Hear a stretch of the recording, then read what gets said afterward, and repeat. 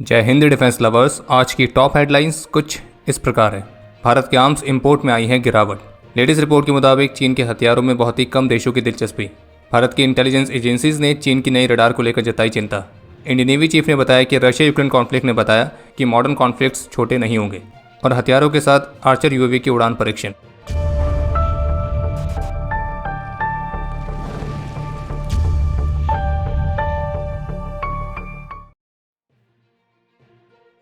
SIPRI की latest report के मुताबिक 2020 से 2024 तक जो टॉप 10 लार्जेस्ट आर्म्स इंपोर्टर्स हैं, तो उस लिस्ट में भारत दूसरे नंबर पर है। यानी कि यूक्रेन के बाद भारत अभी भी दुनिया का सेकेंड लार्जेस्ट आर्म्स इंपोर्टर बना हुआ है।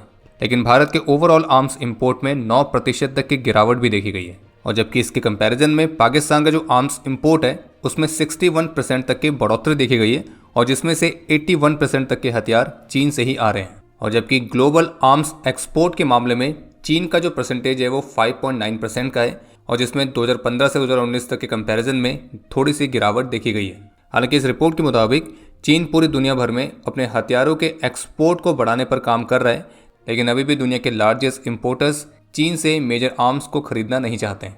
और इसमें भी एक ध्यान देने वाली बात यह है कि 2020 से 2024 तक चीन ने 44 स्टेट्स को अपने मेजर आर्म्स डिलीवर किए हैं, लेकिन इसमें से चीन के आर्म्स एक्सपोर्ट का जो 2/3 हिस्सा है, यानी कि लगभग 63%, वो केवल एक ही स्टेट को किया है और वो है पाकिस्तान।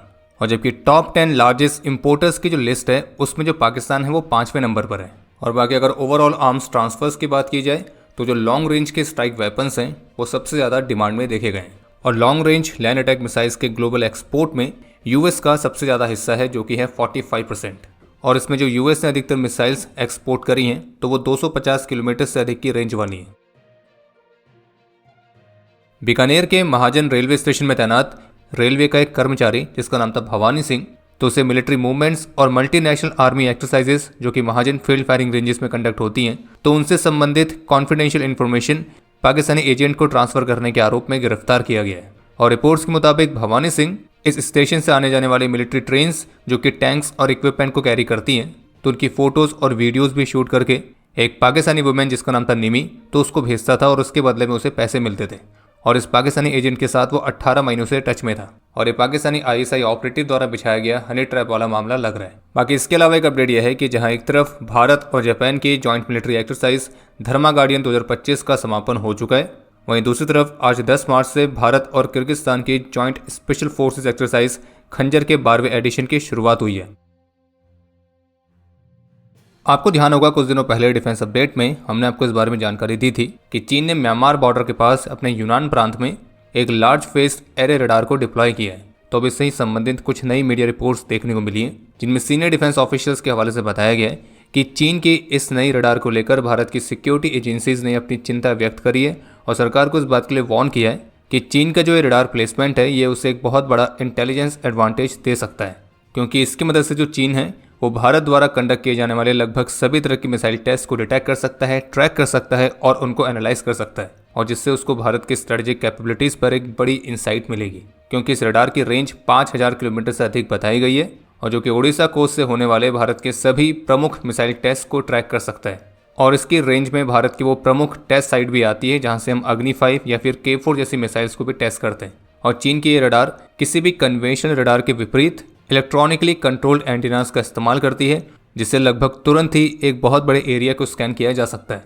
ये रडार बहुत ही सटीकता के साथ मल्टीपल ऑब्जेक्ट्स को भी ट्रैक कर सकती है, जो कि मॉडर्न एयर डिफेंस नेटवर्क में एक क्रूशियल कंपोनेंट की तरह है। और भारत की जो मिसाइल टेस्टिंग साइट है वो चीन के नए रडार स्टेशन के साउथ वेस्ट में केवल 2000 से 2200 किलोमीटर की दूरी पर है।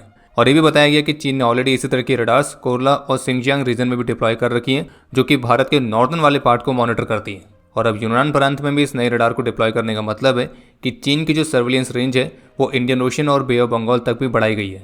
और ये नई रडार चाइना के people's liberation army aerospace force की एक बेस 37 नाम की स्पेशलाइज्ड यूनिट के अंडर आती है। और ये भी बताया गया कि चीन की नई रडार केवल मिसाइल्स को ही ट्रैक करने के काम नहीं आएगी, बल्कि जो नया रडार स्टेशन है तो इसमें इलेक्ट्रॉनिक वॉरफेयर कैपेबिलिटीज भी हैं, और जिस वजह से वे संभावित रूप से radio, GPS signals, aviation navigation, military communications, तो इस तरह के अलग अलग कम्युनिकेशन सिस्टम्स में एक बहुत ही बड़ा इंटरफेयर क्रिएट कर सकते हैं। और अब कोरला और शिंजियांग रीजन के साथ इस यूनान प्रांत में भी इस नए रडार का मतलब है कि चीन की सर्विलेंस रेंज भारत के ईस्टर्न और नॉर्दर्न फ्रंट पर और भी वाइड हो गई है। ऑब्वियसली इसके रिस्पांस में जो भारत के डिफेंस एक्सपर्ट्स हैं उन्होंने भारत सरकार से आग्रह किया है कि भारत भी अपने early warning and surveillance systems को मजबूत करे।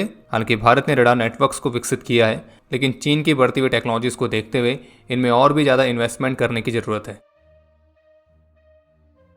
इंडिया टुडे कॉन्क्लेव 2025 में Indian navy chief admiral Dinesh के त्रिपाठी की तरफ से इस बात पर जोर दिया गया है कि जो ऑनगोइंग रशिया यूक्रेन कॉन्फ्लिक्ट है, तो उसने इस धारणा को खत्म कर दिया है कि टेक्नोलॉजी में एडवांसमेंट्स की वजह से जो मॉडर्न कॉन्फ्लिक्ट्स हैं वो छोटे और तेज होंगे।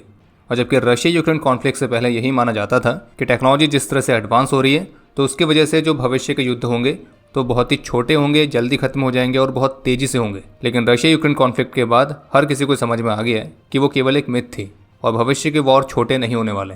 और युद्ध में टेक्नोलॉजी के इस्तेमाल ने अनटेस्टेड ओपोनेंट्स को भी और भी अधिक शक्तिशाली विरोधियों को चुनौती देने का मौका दिया है, खासकर जब अन्य देशों द्वारा इसमें सपोर्ट किया जाता है। और इसी के साथ नेवी चीफ ने इस बात पर भी जोर दिया कि युद्ध के समय अक्सर सप्लाई चेन्स को डिस्ट्रप्शंस का सामना करना पड़ता है।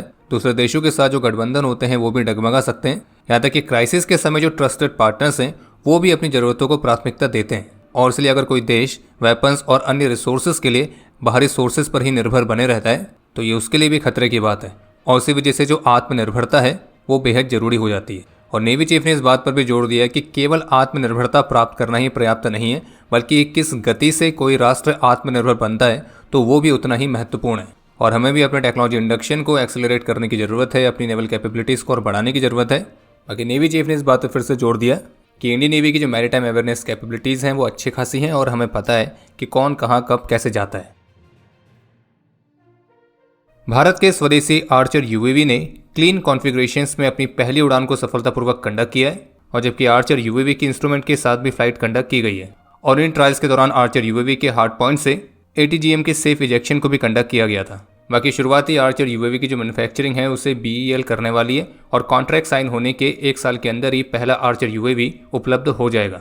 और शुरुआत में इसकी 20 यूनिट्स बनाई जाएंगी जो कि आर्मी और एयरफोर्स को सप्लाई होंगी और फिर उसकी परफॉर्मेंस के आधार पर 100 और यूनिट्स सप्लाई की जाएंगी। बाकी यहाँ आर्चर यूएवी के ट्रायल्स की जो वीडियोज़ आई हैं तो उसको देखने के बाद हम बस ये कहना चाहेंगे कि भारत की इंडस्ट्रीज़ को अपने डिफेंस प्रोडक्ट्स की मार्केटिंग कैसे करनी है तो उस पर भी उन्हें थोड़ा ध्यान देना चाहिए, क्योंकि वो भी उतना ही ज़रूरी है। और अगर आपको भी ऐसा ही लगता है तो कमेंट में अपने विचार शेयर जरूर करिएगा। बाकी अब समय है आज के इतिहास का। आज भारत के सेंट्रल इंडस्ट्रियल सिक्योरिटी फोर्स यानी कि CISF का रेजिंग डे है। आज के दिन 2009 में 36 असम राइफल्स के सूबेदार श्रवण कुमार और 1968 में 1 असम राइफल्स के राइफलमैन त्रिलोक सिंह छेत्री और राइफलमैन रामू थापा ने अपना सर्वोच्च बलिदान दिया था। आज का वो दिन है जब 1959 में तिब्बत के लोगों ने चीन के अत्याचारों के खिलाफ अपनी आवाज़ उठाई थी और इसलिए 10 मार्च को तिब्बत अपराइजिंग डे के तौर पर ऑब्जर्व किया जाता है। और तब से लेकर आज तक तिब्बत के जो लोग हैं वो अपनी स्वतंत्रता के लिए अभी भी संघर्ष कर रहे हैं। बाकी आपके लिए आज का प्रश्न है कि भारत और किर्गिस्तान की जॉइंट स्पेशल फोर्सेज एक्सरसाइज खंजर का जो सबसे पहला एडिशन है वो कब आयोजित किया गया था। और अब समय है आज के टॉप 3 कमेंट्स का, जो ये रहे आपकी स्क्रीन पर।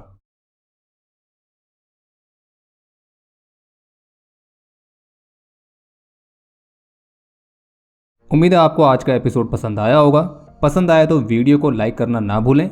आपके कोई भी सुझाव या सवाल हो तो उसके लिए कमेंट सेक्शन ओपन है। और अगर आप डिफेंस रिलेटेड और भी एक्सक्लूसिव कंटेंट में दिलचस्पी रखते हैं तो आज ही प्ले स्टोर से डिफेंस स्क्वाड की सुपर ऐप को डाउनलोड करना ना भूलें।